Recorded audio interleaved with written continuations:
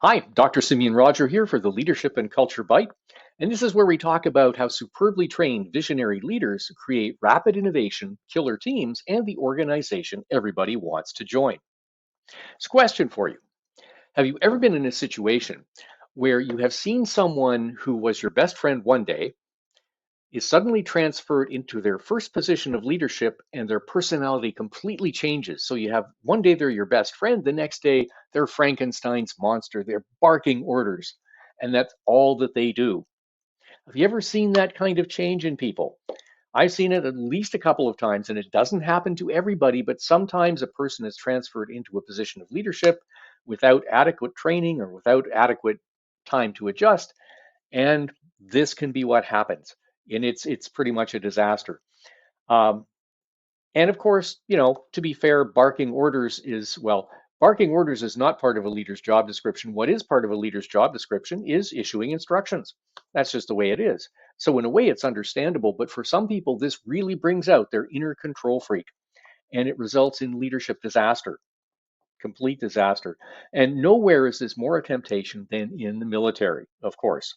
Now, to be fair, various elements of the Western militaries have been at the very forefront of leadership theory and practice for the last several decades. So this is not a widespread phenomenon necessarily, but it does exist, and it also exists in civilian organizations. This tendency to come into a position and equate it with just barking orders and issuing instructions, whatever you want to call it, and not listening. Big problem.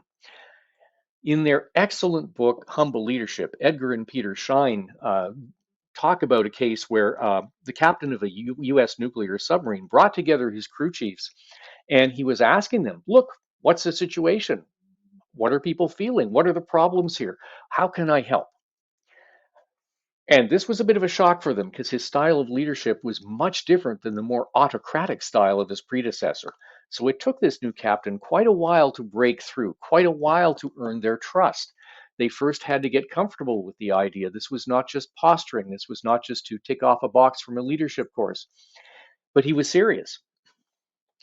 And so once they began to open up to him, all kinds of great things took place. One thing they brought to him was, look, the crew is very dissatisfied with leave approvals because when you ask for leave, it has to go through 7 layers of approval. It's ridiculous. It means they can't usefully, in any way, plan their free time.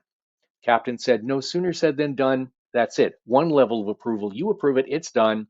There we go. Morale shot through the roof right there. Absolutely perfect. And then the captain made another change, much more subtle, but a change of language.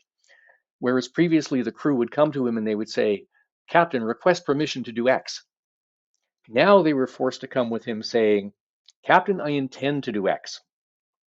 Just that subtle change of language put the power, the initiative back with the people actually taking the actions. So people in their specialties, people who were experts in their field, felt they had much more control.